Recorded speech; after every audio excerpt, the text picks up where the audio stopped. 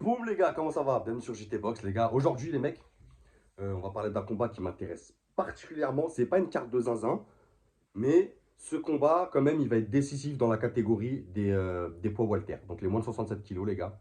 On va parler de Jaron Ennis qui va combattre Eimantas Staniosis le samedi 12 avril. Dispo sur DAZN dimanche vers 2 heures du matin. Donc ça sent la nuit mouvementée. Promoteur Eddie Hearn. Pourquoi je dis que c'est un combat important et qui va être décisif chez les Walter? Parce que c'est une unification de ceinture. Le titre IBF détenu par Jaron Ennis et le titre WBA détenu par Eimantas Staniosis. Et je pense aussi qu'il y aura la ceinture The Ring Magazine, donc ceinture prestigieuse. Les gars, n'hésitez pas à aller voter dans les sondages. Pour l'instant, on est à 85% de victoire pour Jaron Ennis, ce qui, pour moi, je vous rejoins. Je suis d'accord avec vous. 90%, ça m'aurait pas dérangé non plus. Vraiment, Jaron Ennis, c'est quand même une superstar chez les poids Walter. Et je vois personne, ou difficilement, qui va pouvoir lui poser des problèmes. Sur cette carte, les gars, je vous dis que c'est pas une carte de zinzin, mais il y a quand même Raymond Ford chez les Super Plumes, que j'aime beaucoup. C'est un très très bon boxeur, qui avait perdu contre Nick Ball. Enfin, perdu. Ils ont été gentils avec Nick Ball de lui donner. C'était l'ancien champion. Il y a notamment un petit jeune de 19 ans, les gars, que je vous invite à suivre, Zakin Moses, chez les Super Plumes aussi, un gaucher, vraiment. Je crois que ça sera son troisième, quatrième combat. Je le suis aussi. Vraiment gros potentiel à venir. Donc maintenant, les gars, Jaron Ennis, voilà, c'est top 1 mondial, top 1 américain, champion IBF depuis juillet 2024. Avant ça, il a été champion IBO aussi. 34 fights, 26 en amateur, 33 victoires, 0 défaite, 0 match nul. 29 victoires avant la limite, ça cogne. 118 rounds dans les pattes depuis qu'il est passé pro en 2016. Il a 27 ans, donc il est hyper jeune, les gars. Droitier. Alors, il est droitier, les gars, mais il est très à l'aise en gaucher. J'ai limite envie de vous dire, Jaron Ennis, il est ambidextre. Vraiment, pour moi, il est aussi bon en droitier qu'en gaucher. C'est ce qui fait sa force aussi. Parmi une de ses forces. Il fait 1m78. Son dernier fight, c'était en novembre 2024 contre Choukadzian. Il gagne la décision sur les 12 rounds où il est en balade. Vraiment, voilà, il est en démonstration, il est en balade, il force pas, il fait son petit combat tranquille. Eimantas Staniosis, pas sous-estimé les gars. Top 7 mondial, top 1 lituanien, champion WBA depuis avril 2022. Donc grosse invincibilité dans la catégorie. 16 combats, 66 en amateur, donc grosse carrière en amateur, comme tous les mecs des pays de l'Est, hein. C'est leur marque de fabrique. 15 victoires, 0 défaite, 0 match nul. 9 victoires avant la limite. Ça va pas être un puncher. Ça va être quand même quelqu'un qui fait mal. Notamment avec des crochets gauche, des crochets droits. Il va faire mal sur la durée. 98 rounds dans les pattes depuis qu'il est passé pro en 2017. Il a 30 ans, droitier, 1m73. Il est un peu petit comparé à Jaron Ennis. Je pense que Jaron Ennis, au niveau de l'allonge, on va en reparler tout ça, mais ça va être compliqué pour Stanionis.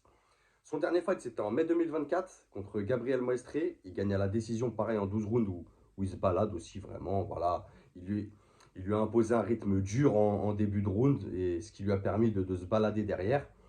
Alors, Stanionis, c'est pas un boxeur actif. Euh, je crois que 2022, il prend sa ceinture. Après, il combat plus. Il fait un combat en 2023. Peut-être même pas, les gars, vous me direz dans les commentaires. Il fait un combat en 2024. Bon, c'est un champion, il n'a pas besoin de faire beaucoup de combats, mais quand même, quand tu arrives à un level comme ça, t'as quand même besoin de faire des combats avant. Et notamment la Jaron Ennis, c'est un gros morceau. Il est craint dans cette catégorie. Tout le monde connaît son potentiel, savent que c'est une superstar, savent que c'est un génie de la boxe. Vraiment, moi je vous ai dit, un des seuls qui peut lui poser problème pour moi, ça serait Terence Crawford, Vergil Ortiz. Tu vois, des gars comme ça. Vraiment, vraiment des gars durs et vraiment qui ont de la bouteille. Partie technique, les gars. On va faire une vidéo courte comme ça, on ne prend pas votre temps, ça va vite, droit au but. Stanionis, c'est une garde haute. C'est quelqu'un qui avance, qui va te mettre beaucoup de pression. Pas forcément de la pression dans le débit, mais de la pression, il va bien casser la distance. Vraiment, c'est quelqu'un qui coupe bien le ring. C'est peu de combinaisons, mais il travaille sur des coups forts. Voilà, c'est quelqu'un qui va travailler, il va t'envoyer à la mexicaine. Vraiment des coups forts, corps à corps, casse bien la distance.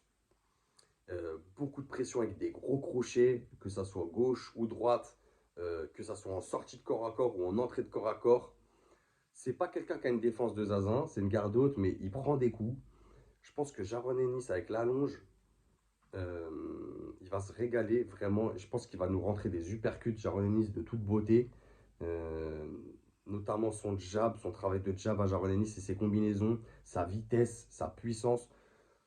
Je pense que Stagnonis, ça va être dur pour lui. Vraiment, passer les 3 premiers rounds, ça va si Jaron Ennis commence à dérouler sa boxe, ça va être compliqué pour Stagnonis. Vraiment. Ça reste un gros champion, les gars, solide, vraiment invaincu.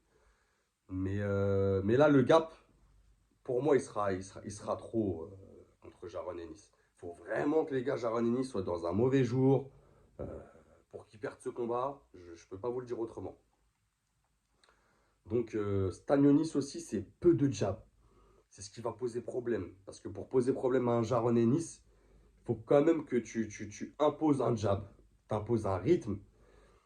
Et avoir un boxeur qui avance avec une garde haute, pour Jaron Ennis, c'est du sucre, les gars. Je pense qu'il va nous faire une petite démo dimanche. Donc moi, mon prono, les gars, ça va être simple, ça va être clair. Je vois Jaron Ennis avant la huitième. Je pense que la vitesse, Stagnonis, il n'est pas prêt. Le niveau, le coup d'œil aussi. Les combinaisons, je pense qu'il va être vite dépassé. Moi, je vous dis, après le troisième round, parce que Stagnonis, c'est quelqu'un qui démarre bien ses combats quand même. Donc, je me dis, allez, voilà, un round où il s'observe. Deuxième, troisième round, voilà, Ennis, il cherche ses marques, il voit les réactions, tout ça. Et après, quand il va commencer à dérouler sa boxe, pour moi, ça va aller très vite. Je pense qu'avant la huitième, je serais même pas surpris qu'avant la sixième, ça se finisse. Et même si en face, on a un champion WBA, Jaron Ennis, ça reste quand même un autre niveau, les gars. Et j'espère qu'il va nous faire un beau fight. Qu'on va avoir un beau fight des deux, parce que pour faire un beau fight, il faut être deux. Voilà, merci les gars. Dites-moi ce que vous en pensez en commentaire. On est ensemble et n'oubliez pas, c'est que de la boxe.